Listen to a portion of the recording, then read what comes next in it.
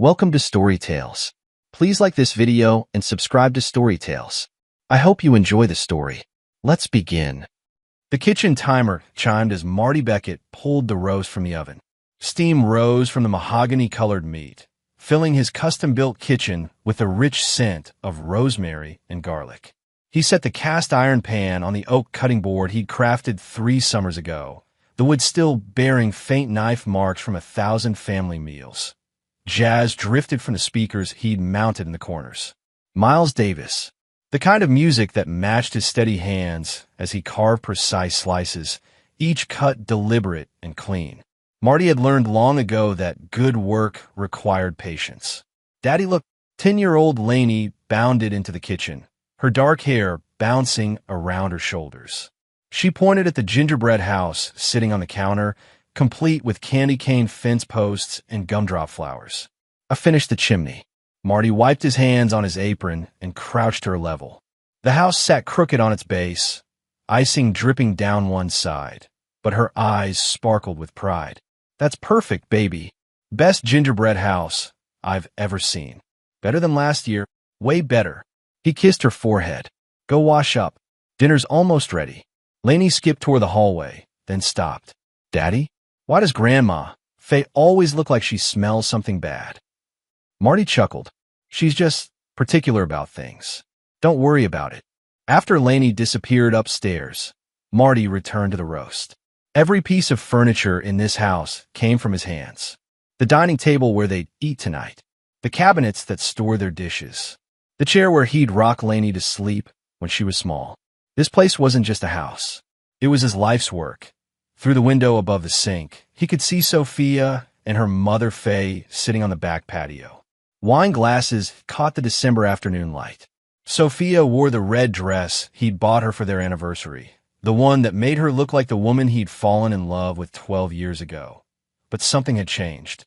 When she looked at him now, her smile never reached her eyes. Smoke from the Brussels sprouts triggered the alarm. Marty grabbed a dish towel and waved it at the detector until the beeping stopped. The kitchen had grown warm from the oven, so he cracked the window above the sink. Cold air rushed in, along with voices from the patio below. I can't believe we're spending Christmas with that loser. Marty's hands stilled on the window frame. Sophia's voice carried clearly through the winter air, just until he pays for the house renovation. Faye's tone held the same cold authority she'd used when Sophia was a child. Then you can make your move. I'm ready to take a share too. This place will be worth double when we're done. The dish towel slipped from Marty's fingers. He stood frozen, listening to his wife and mother-in-law discuss him like a business transaction. Miles says the new kitchen alone will add $50,000 to the value, Sophia continued. All that money Marty's been squirreling away for years, finally put to good use. Your ex-boyfriend always was smart about these things. Unlike some people, they laughed. The sound hit Marty like cold water that he closed the window without a sound. His reflection stared back from the glass, the same face that had smiled at Sophia across their wedding altar. The same hands that had built her a home. His jaw unclenched, his shoulders relaxed. And slowly, carefully, Marty smiled. He picked up the carving knife and returned to the roast. Each slice fell away clean and perfect point 12 years earlier. Sophia had stumbled into his workshop covered in rain and frustration. Her car had broken down outside, and she'd been walking for miles in heels that weren't made for Tennessee gravel roads. Can you help me? She'd asked, water dripping from her blonde hair onto his sawdust floor. Marty had been sanding a dining table, the same one where they now ate family dinners. He'd looked up at this woman with mascara streaks on her cheeks, and something in his chest had shifted. Sure, let me grab my tools. He'd fixed her alternator right there in the parking lot while she sat on an old milk crate, talking about her job at the bank and how tired she was of dating men who only cared about her looks. She'd watched his hands work with genuine interest, asking questions about the engine like she actually wanted to learn. You're different, she'd said when he finished. Different how? Quiet. Real. Most guys I know won't shut up about themselves. 3 months later, he proposed with a ring box he'd carved from cherry wood.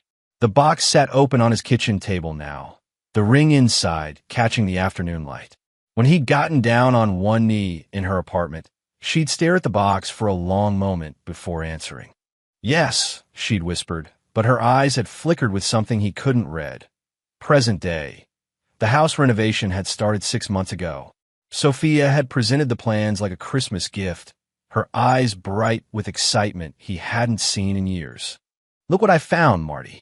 We can get the kitchen, put in heated floors, maybe even add a sunroom off the back. The estimates had made his stomach drop. $80,000. More money than most people saw in a lifetime. That's a lot, sophomore. You've been saving for 10 years. What's the point of having money if we don't use it? She'd spread the blueprints across their coffee table, pointing out granite countertops and professional appliances. Her enthusiasm felt infectious, almost desperate. I want this to be our forever home, Marty. The place where Lainey grows up, where we grow old together. He'd signed the contracts because she'd looked at him the way she used to, because he'd wanted to believe her. Now, watching her through the kitchen window, he understood. The renovation wasn't about their future. It was about increasing the value before she took her half. Marty dried the carving knife and placed it back in the block. Every blade in perfect order, just like everything else in his life. Almost everything. January arrived with bitter cold and small changes that might have meant nothing to a different man. But Marty had spent his life working with his hands, measuring twice and cutting once. He knew when something didn't fit. Sophia started taking her phone calls in the bathroom. She developed a sudden interest in yoga classes that ran late into the evening. The new perfume appeared on her dresser without explanation, something floral and expensive that made his head ache. Where'd this come from? He asked one morning, holding the bottle up to the light. Christmas gift from Greta. You know how she is with fancy stuff. The bottle felt heavy in his hands. French label, gold cap, the kind of perfume that costs more than most people spend on groceries in a month. Greta's always been generous, he said carefully. Too generous sometimes. I told her she didn't need to spend so much, but you know how she is. Sophia's voice carried the same casual tone she used when discussing the weather or Laney school events. But her eyes never left her coffee cup. When Marty ran into Greta at the hardware store 2 days later, she looked genuinely confused. Perfume? I gave Sophia a gift card to that restaurant downtown. We haven't actually talked much lately. Oh, must have got my wires crossed. Greta studied his face with the sharp attention of someone who'd been keeping books for small businesses long enough to spot discrepancies. Marty, is everything okay? You look like you haven't been sleeping. Just busy with work. Big orders coming in. That's good. Business is good. Business is fine. Everything's fine. But as he walked away, pushing his cart full of sandpaper and wood stain, he could feel Greta's eyes following him. She'd known Sophia since high school. If anyone could read the signs of trouble, it would be her. On the drive home, he thought about Sophia's explanation. Simple mistake. People got details wrong all the time, mixed up who gave what gift during the holiday rush. Except Sophia had never been careless with details. That was part of what made her good at her job at the bank, keeping track of numbers and regulations that would make his head spin. She remembered every birthday, every anniversary, every small favor friends had done for them over the years. She didn't forget gifts, especially expensive ones. That night, he watched her scroll through her phone during dinner. Her fingers moved quickly, deleting messages as she read them. The screen's blue light made her face look pale, almost ghostly. Anything interesting, he asked. Just work stuff. New regulations coming down from corporate. You know how boring banking is. She smiled at him across the table, the same smile she'd given him for 12 years. But now he could see the effort behind it, the way she had to remember to relax her jaw, to let her eyes crinkle at the corners. Daddy, can you help me with my math homework? Lainey asked, sliding her workbook across the table. Of course, baby. While he checked her multiplication problems, Sophia excused herself to take a phone call. Through the kitchen window, he watched her pace the back patio, gesturing with her free hand as she talked. The conversation lasted 20 minutes. Who was that? He asked when she came back inside. Just Karen from work. Her husband's having surgery next week, and she needed someone to cover her Saturday shift. That's nice of you to help. We look out for each other. Later that night, after Sophia had gone to bed, Marty sat in his workshop, running his hands over a piece of cherry wood. The grain was beautiful, straight, and clean, but there was a knot near one end that would require careful planning to work around. Wood didn't lie. When there was a flaw, you could see it, feel it, plan for it. Wood told you the truth about its strength and weaknesses. People were more complicated. Marty had never been the kind of man who snooped through his wife's belongings. Trust was supposed to be the foundation of marriage, the thing that separated couples from business partners. His own father had been the suspicious type after his mother left, checking pockets and reading mail, letting paranoia eat him alive from the inside. But business partners didn't lie about perfume. They didn't delete text messages at the dinner table or take mysterious phone calls on the back patio. The computer software took him 3 hours to install. Nothing fancy, just a program that backed up files and browsed histories to a hidden folder. The kind of thing parents use to keep their kids safe online. The instructions were simple enough. Though his hands shook as he typed commands into the terminal window, he felt sick doing it. Physically sick, like he'd swallowed something rotten, but not as sick as he'd felt listening to Sophia call him a loser while planning to steal his money. The program would run silently in the background, copying everything to a secure folder only he could access. Text messages, emails, web searches, social media activity. A complete digital record of his wife's secret life. "What are you doing, Daddy?" Lainey appeared in the doorway of his study, wearing her favorite purple pajamas. "Just some computer work for the business, baby. Nothing exciting." "Can I help?" "Not this time. This is boring grown-up stuff." She lingered in the doorway, sensing something different in his voice. "Are you okay? You look sad." Marty saved his work and turned to face his daughter. At 10 years old, she already had her mother's ability to read people's emotions, but without the calculated edge that had developed in Sophia over the years. "I'm fine, Lainey. Just tired.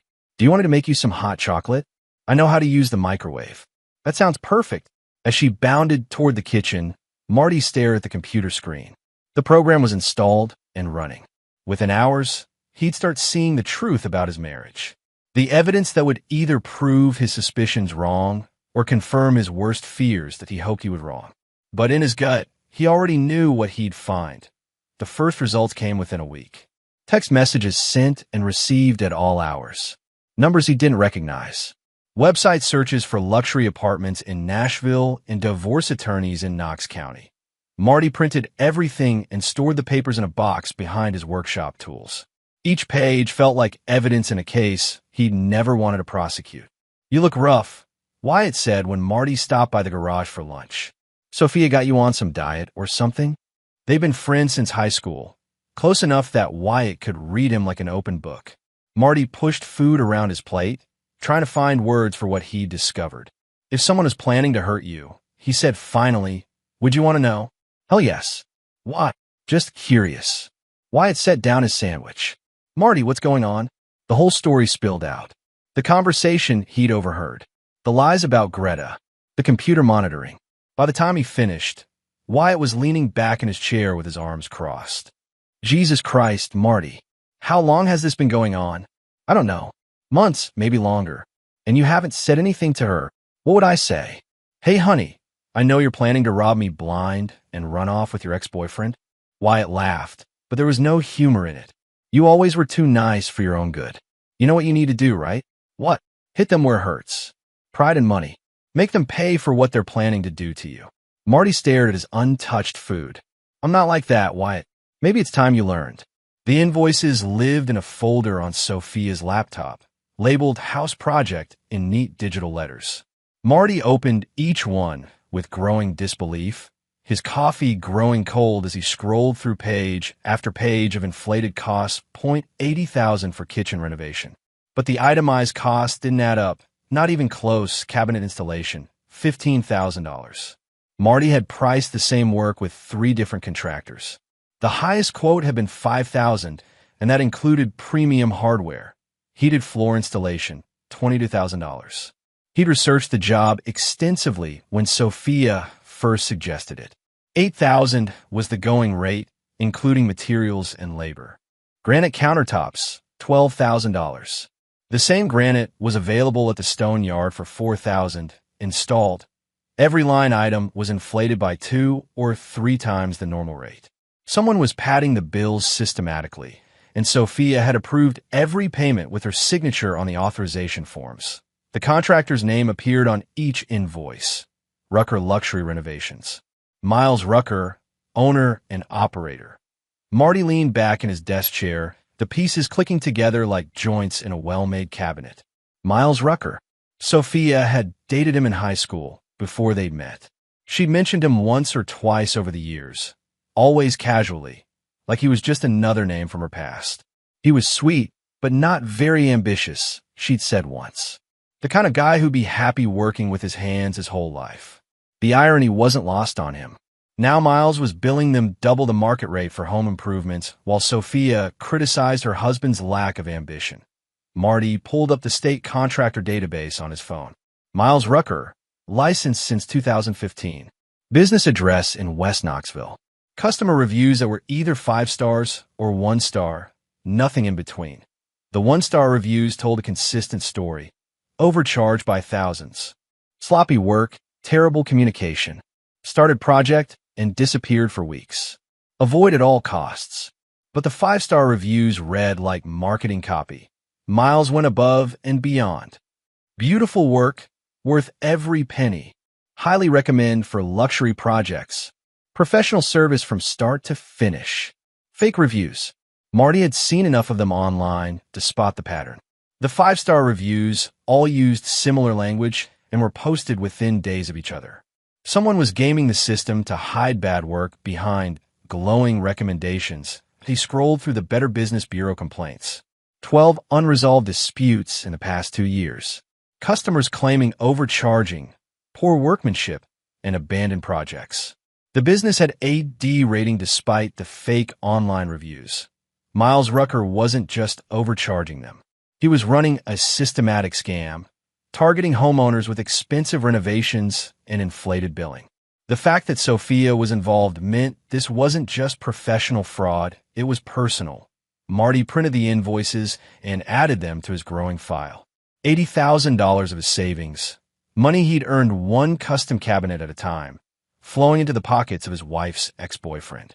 Money that was supposed to improve their home had instead become the foundation for their divorce. The renovation crew was scheduled to return tomorrow to finish the kitchen installation. For the first time since this whole mess started, Marty was looking forward to meeting Miles Rucker face to face, that he had questions that needed answers. And he had a feeling Miles wasn't going to like the conversation. "Look what I made at school today, Daddy." Lainey burst through the front door with her backpack bouncing behind her, clutching a piece of construction paper covered in crayon marks. Marty was sitting at the kitchen counter, reviewing contractor invoices for the 3rd time that week, trying to make sense of numbers that still didn't add up no matter how many times he calculated them. "What V you got there, baby?" She climbed onto the stool beside him, her small hands smoothing the paper against the granite countertop that had cost $12,000 of his hard-earned money. The drawing showed 2 stick figures inside what looked like a car, rendered in the bold, confident strokes that only children could manage. One figure had long yellow hair flowing past its shoulders. The other had short brown hair and wore what appeared to be a work shirt. They were pressed close together, faces touching, with a big red heart floating above their heads like a balloon. "That's Mommy," Lainey said, pointing to the yellow-haired figure with her small finger. "And that's Mr. Miles from the kitchen people. I saw them in his truck yesterday when I was waiting for the school bus." The paper seemed to burn under Marty's hands. He studied the crayon lines, the careful way Lainey had drawn the 2 figures embracing, the detailed truck with Rucker written in uneven letters on the side. They were just talking, baby, about the renovation work. "No, Daddy." They were kissing. Like in the movies. Lainey traced the red heart with her finger, her voice matter-of-fact in the way children stated obvious truths. "Mrs. Patterson says people kiss when they love each other. Do Mommy and Mr. Miles love each other?" Something inside Marty's chest cracked open. Not anger, not even surprise anymore. Just a deep, cold understanding that his marriage was over and his 10-year-old daughter had been the one to deliver the final piece of evidence. He pulled Lainey into a hug, breathing in the scent of her strawberry shampoo and school cafeteria pizza. She felt so small in his arms, so trusting. Her world was about to change forever, and she had no idea what was coming. Lainey, listen to me. Sometimes grown-ups make mistakes. Big mistakes that hurt people they love. Did Mommy make a mistake? The question hung in the air between them. Marty could lie, could protect her innocence for a little while longer. But his daughter deserved honesty, even if the truth was complicated. Yeah, baby, she did. Are you going to yell at her? Like Tommy's dad yells at his mom. Marty had seen his own father yell plenty of times after his mother left. Plates thrown against walls. Doors slammed hard enough to crack the frames. Neighbors calling the police when the shouting got too loud. All that noise and fury, and it hadn't brought her back. It had only made everything worse. No, Lainey, I'm not going to yell. We're going to fix things. You and me. She pulled back to look at him with serious brown eyes that reminded him of his own mother before she'd abandoned them. Ow, I don't know yet, but we'll figure out together, okay? That's what families do. The real families. Anyway, Lainey nodded and slipped off the stool, her drawing forgotten on the counter. I'm gonna go play with my Legos. I'm building a house that nobody can break. After she left for her room, Marty stared at the drawing. 2 figures in a truck, stolen kisses while his daughter waited for the school bus to arrive. This wasn't just about money anymore. This wasn't even just about betrayal. This was about his child watching her mother destroy their family. Piece by piece, day by day, he folded the paper carefully and added it to his file. The evidence was complete now. He had everything he needed to end this marriage and protect his daughter. But first, he had a dinner to plan. You should take a break from work, Sophia said over breakfast the next morning. You've been putting in such long hours lately. Marty looked up from his coffee. Sophia was fully dressed and made up at 7 in the morning, which was unusual. She normally lounged in pajamas until the last possible minute before work, stealing extra moments of sleep whenever she could. I've got 3 orders to finish this month. The Hendersons' dining set, the Murphys' kitchen cabinets, and that bookshelf commission for the lawyer downtown. Can't really take time off when people are counting on me. I just think you're working too hard. Maybe you should consider scaling back, enjoying life more. There was something different in her voice, a careful quality, like she was reading from a script she'd practiced. What kind of scaling back? Sophia sat down across from him, her hands wrapped around her own coffee mug. The morning light caught her wedding ring, making the small diamond sparkle. Marty remembered picking out that ring at the jewelry store downtown, saving for months to afford even the modest stone. Well, we could look into some financial planning. Maybe put the house in both our names officially. It would help with taxes. There it was. The setup he'd been expecting since Christmas. The house is already in both our names. Sophomore. I mean the ownership percentage. Right now it's like 60-40 because of how much you put down initially when we bought it. We can make it 50-50. You know, like a real partnership. She smiled at him across the table. The same bright expression she'd used when they were dating, and she wanted him to take her somewhere expensive for dinner. Marty nodded slowly, letting the idea settle in his mind like sediment in still water. That's an interesting idea. Really? You consider it. Sure. Let me think about it. Talk to my accountant. Maybe get some advice about the tax implications. Sophia's smile lit up her whole face. For a moment, she looked like the woman who'd stumbled into his workshop 12 years ago, rain-soaked and vulnerable. That would mean so much to me, Marty. Really, I know I haven't always been the best partner when it comes to financial decisions, but I want us to be a real team. We've always been a team, sophomore. I know. I just want it to be more official. Equal. You've carried so much of the burden for so long. The irony was almost funny. She wanted equality so she could steal his half more efficiently. That evening, Faye arrived for dinner with a bottle of wine and opinions about everything from the weather to Lainey's table manners. She swept into the house like she owned it, air-kissing Sophia and surveying the renovation work with the critical eye of a property appraiser. This roast is a little dry, she announced, cutting her meat with surgical precision. Sophia, you really should teach him how to cook properly. A man his age should know better. I think Daddy's cooking is perfect, Lainey said quietly from her spot at the table. Faye ignored her granddaughter completely, focusing her attention on Marty like a hawk studying prey. Speaking of improvement, Marshall, what are your plans for expanding the business? Sophia tells me you've been content with the same small operation for years. I like keeping things manageable. Quality over quantity. Manageable. Faye repeated the word like it tasted bad. That's the problem with your generation. No ambition. No vision for growth.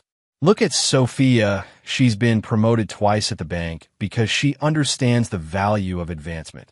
Some things are worth more than money, Faye. Like what? This little hobby workshop? Please.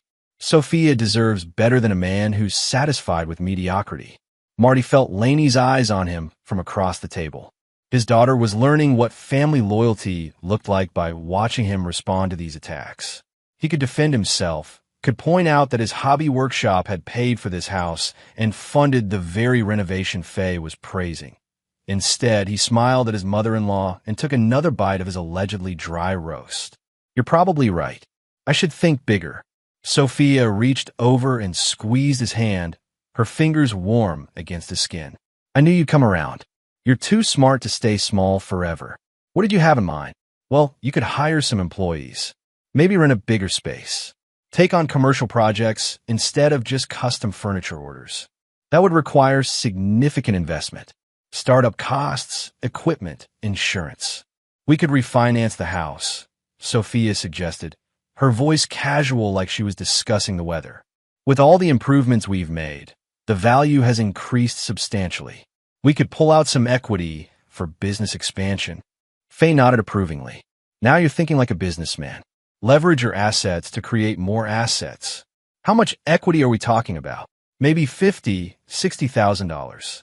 Enough to really make a difference. Marty did the math quickly in his head.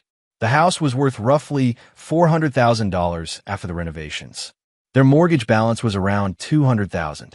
That left $200,000 in equity, minus the $80,000 he'd already spent on renovations that were padded with fraudulent charges. If Sophia convinced him to refinance and pull out another $60,000, they'd be leveraged up to their necks.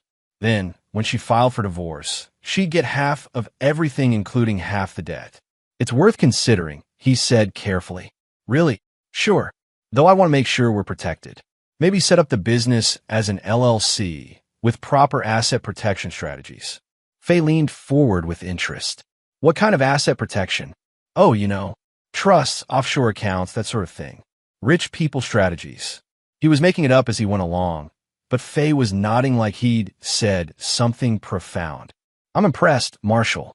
Maybe you do have some business sense after all. Later, after Faye had gone home and Laney was in bed, Marty stood in his workshop surrounded by the tools of his trade. Hand planes his father had given him. Chisels he'd bought one at a time over 20 years. The workbench where he'd build a life one project at a time. None of it was mediocre. None of it was a hobby. But tomorrow, he'd start building something different. Something Sophia and Faye would never see coming. He pulled out his phone and started making calls. A locksmith. A security company. A storage facility on the other side of town. The pieces were falling into place. The dinner party invitations went out on a Tuesday morning. Handwritten cards on cream paper stock that Marty had special ordered from the stationery shop downtown. Each envelope addressed in his careful printing, the kind of formal touch Sophia had always admired when other people did it. You're in such a good mood lately, she said, watching him address the final envelope at the kitchen table. What's gotten into you? Just feeling social. Thought it would be nice to celebrate the final phase of renovation with friends and family. That's so sweet. I love that you're finally embracing the entertaining lifestyle. The guest list was carefully chosen, each name selected for maximum impact.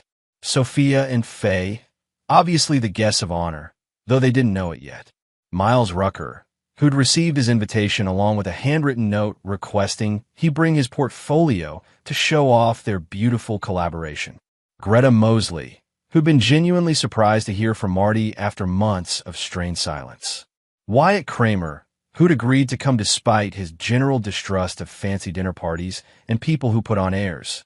Two neighbors from down the street who'd been asking questions about the renovation costs and timeline. For the past 2 weeks, Marty had been busy in his workshop after regular business hours. Not with furniture orders, but with smaller, more precise projects. 7 identical wooden boxes, each about the size of a jewelry case. Hand-carved from walnut with brass hinges and his signature dovetail joints. The kind of craftsmanship that took time, patience, and attention to detail. Each box contained a USB drive loaded with carefully organized files. "What are those for?" Lainey asked, finding him in the workshop after school one afternoon. She'd started spending more time with him lately, sensing somehow that their time together might be precious. "Gifts for our dinner guests. Something special to remember the evening. Can I help make them?" "Actually, I need you to do something else for me. Something important." He knelt down to her level, his hands resting gently on her shoulders. "Tomorrow night, I want you to stay at Aunt Rebecca's house.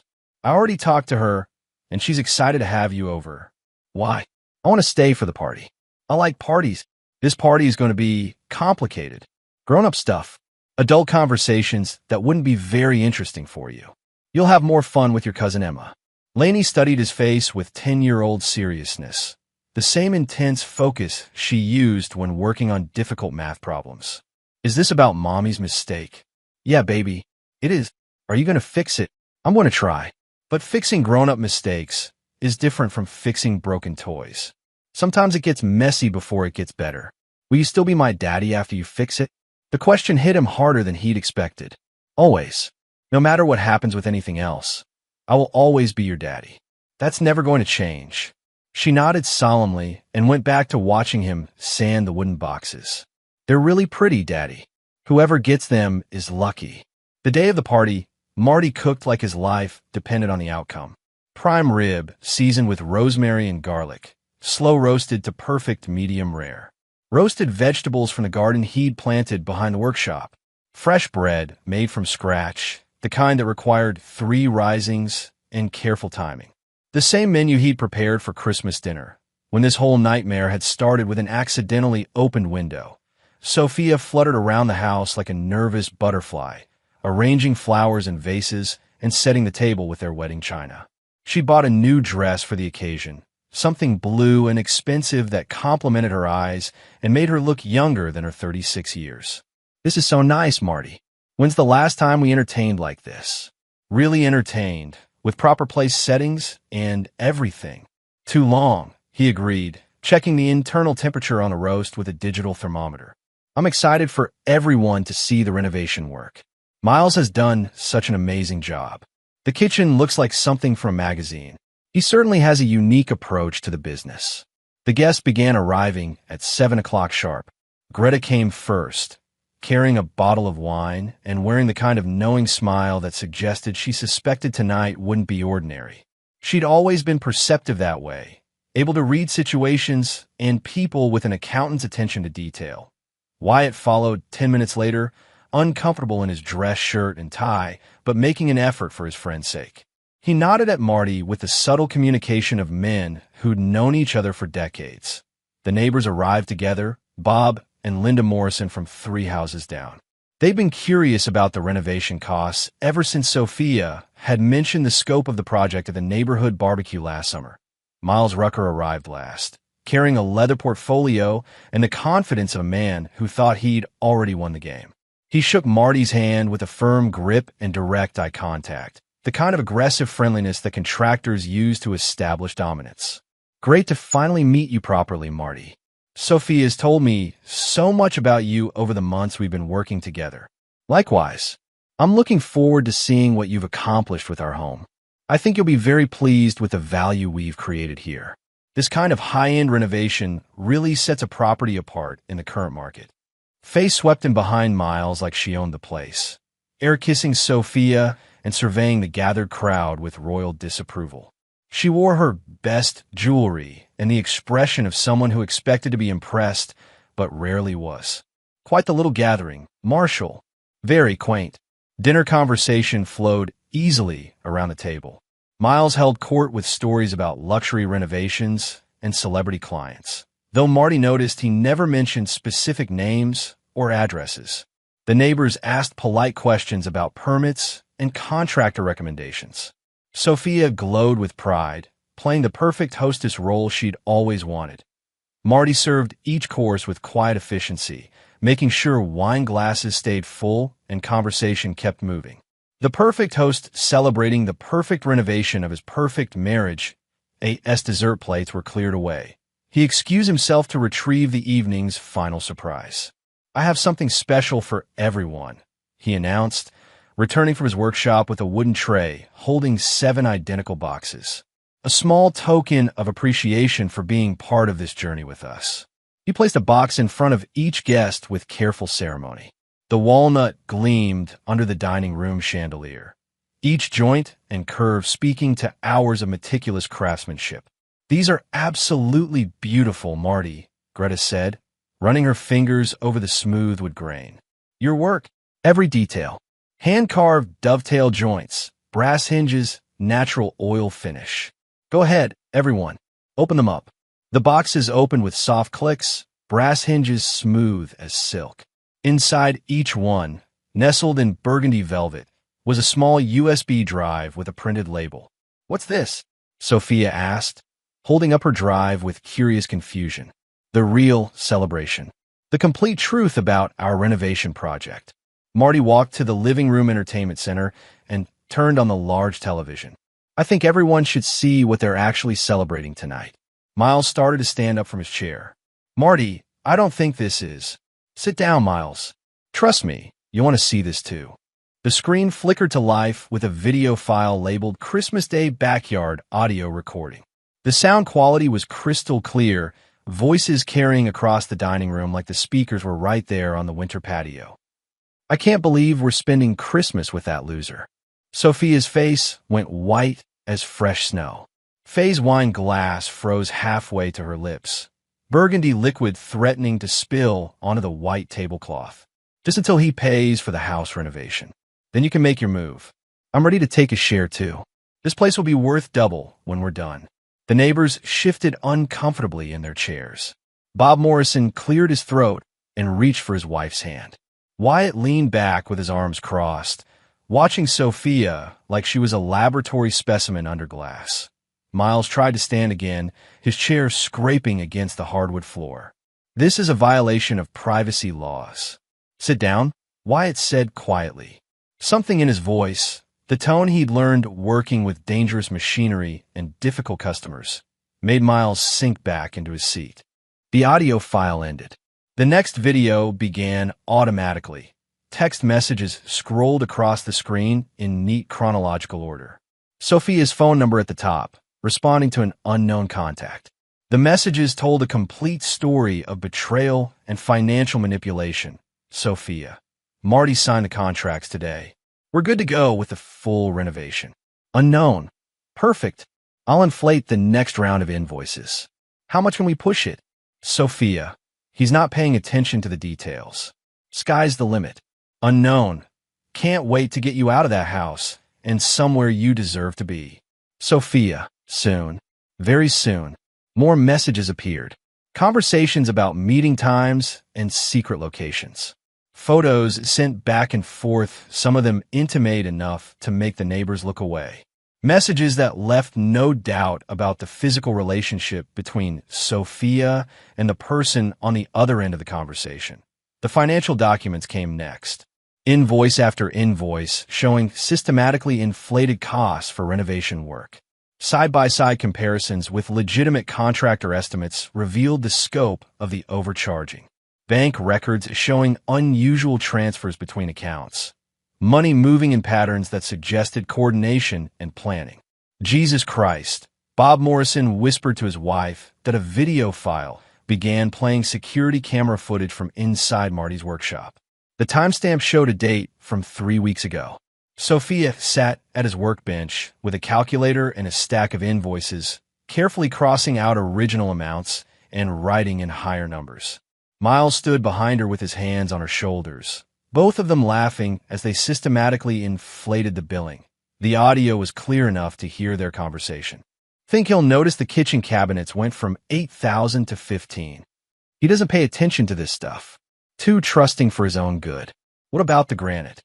12,000 seems excessive. He's paying for quality.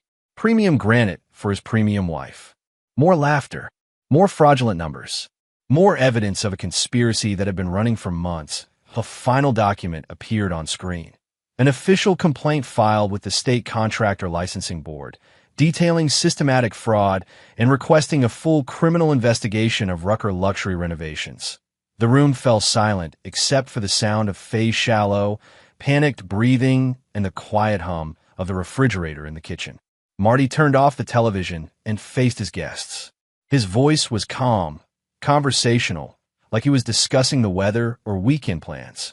I built this house with my own hands 16 years ago. Every board, every joint, every piece of trim. I selected the lumber myself, checking each piece for grain and strength.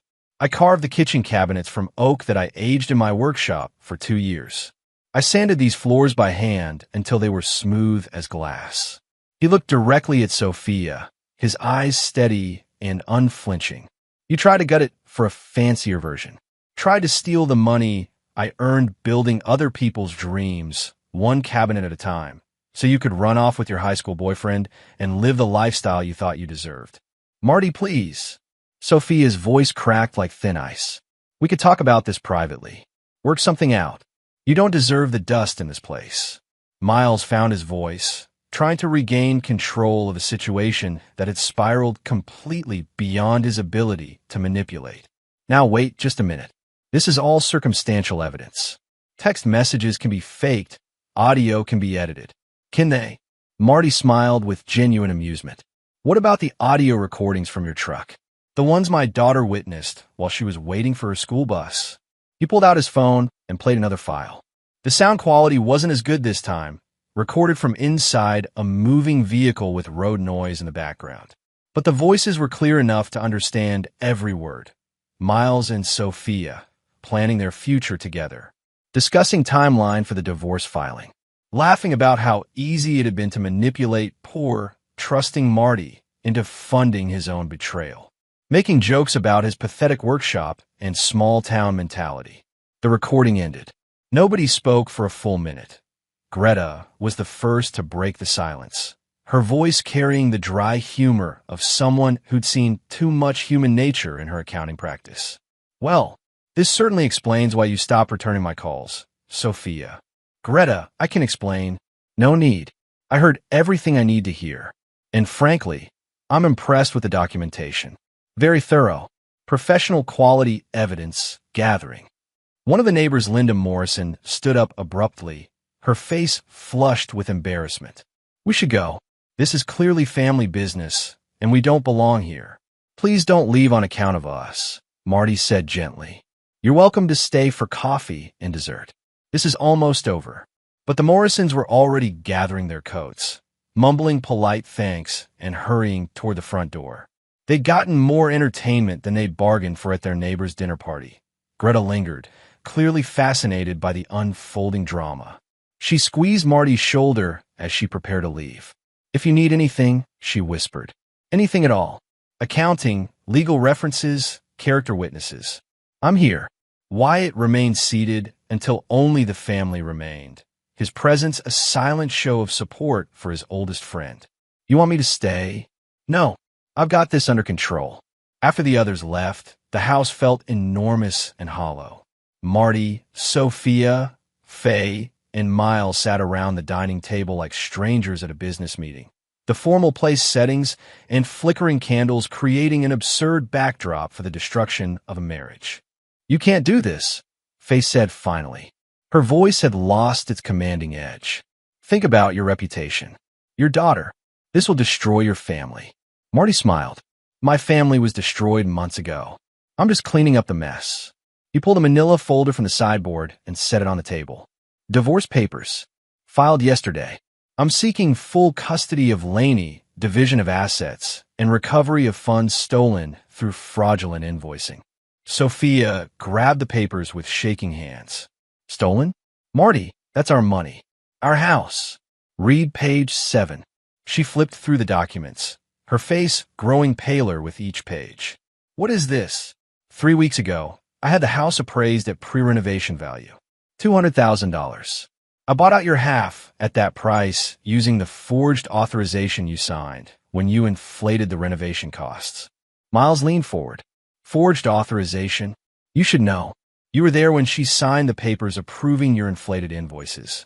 Unfortunately for both of you, I have security cameras in this house, including one in my workshop, where Sophia thought she was privately reviewing your billing statements. Marty opened his laptop and showed them a video file.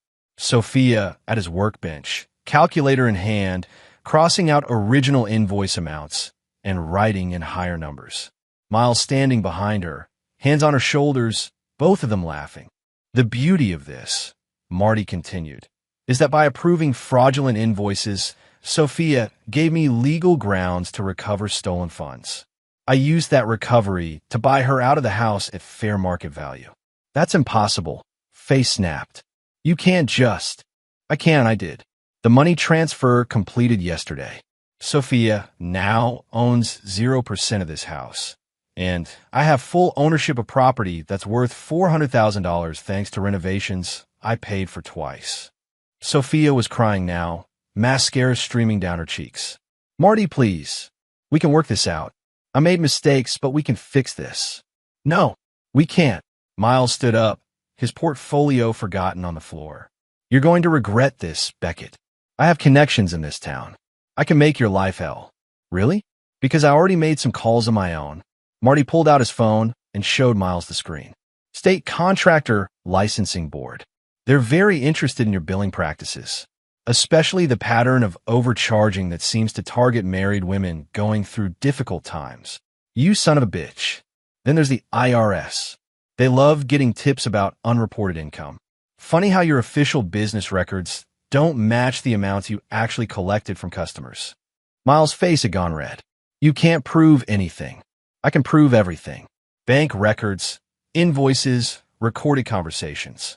Your business is finished, Miles. You'll be lucky if you avoid prison. Faye tried one last threat. I'll destroy your reputation in this town. Marshall, I know people. Important people who can. Who can what? Help you hide the tax evasion. The color drained from Faye's face. Greta's been doing books for small businesses for 15 years, Marty continued. She was very interested to learn about your little side ventures. The cash payments you never reported. The rental properties you forgot to mention to the government. He pulled out another document.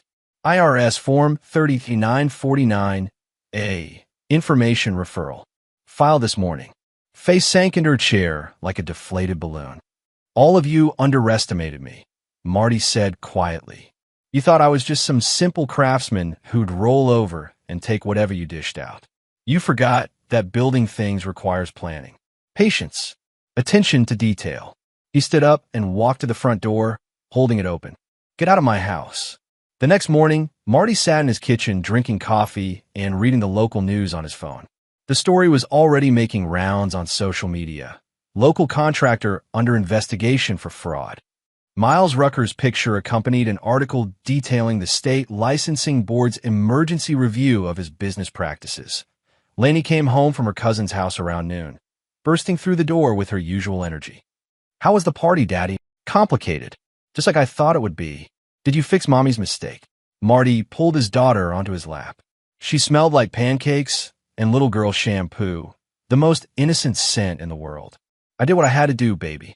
Mommy won't be living with us anymore. Lainey was quiet for a long moment, processing this information with a seriousness that seemed too old for her years. Are you sad? Yeah, I'm sad. But sometimes being sad is better than being lied to. I'm glad you didn't yell, Daddy. Why is that? Because yelling is what scared people do. You're not scared of anything. Marty kissed the top of her head, breathing in that perfect scent of childhood and possibility. Smiles go deeper than shouts, baby. 2 weeks later, Marty reopened his workshop for business. Word had spread quickly through the community about his situation, but not in the way Faye had threatened. People respected a man who'd stood up to betrayal without losing his dignity. Orders poured in. Custom cabinets, dining tables, bedroom sets. More work than he could handle alone. Greta stopped by on a Thursday afternoon, carrying takeout from the deli downtown. Thought you might be too busy to cook, she said, unpacking containers on his workbench. You don't have to take care of me, Greta. I'm not taking care of you. I'm having lunch with a friend. They ate in comfortable silence, surrounded by the smell of sawdust and would stain. Finally, Greta spoke. For what it's worth, I never liked her. Sophia? Why not? Too hungry. Always looking around like she was waiting for something better to come along. Marty considered this. Maybe she was right to want more. More money, maybe, but not more man. You're one of the good ones, Marty Beckett. That evening, Marty taught Laney how to use his carving tools.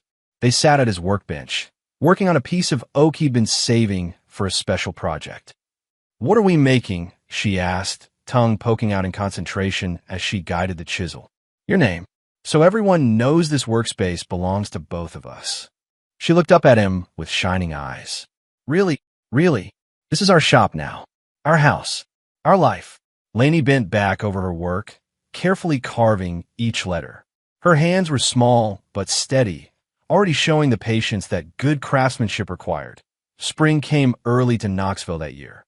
Marty was in his workshop, putting the finishing touches on a rocking chair commissioned by a young couple expecting their first child, when Wyatt knocked on the open door.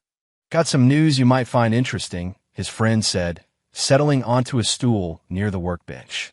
Good news or bad news? Depends on your perspective. Miles Rucker got arrested yesterday. State investigation found evidence of systematic fraud going back 5 years. He's looking at serious prison time. Marty continued, sanding the chair's arm.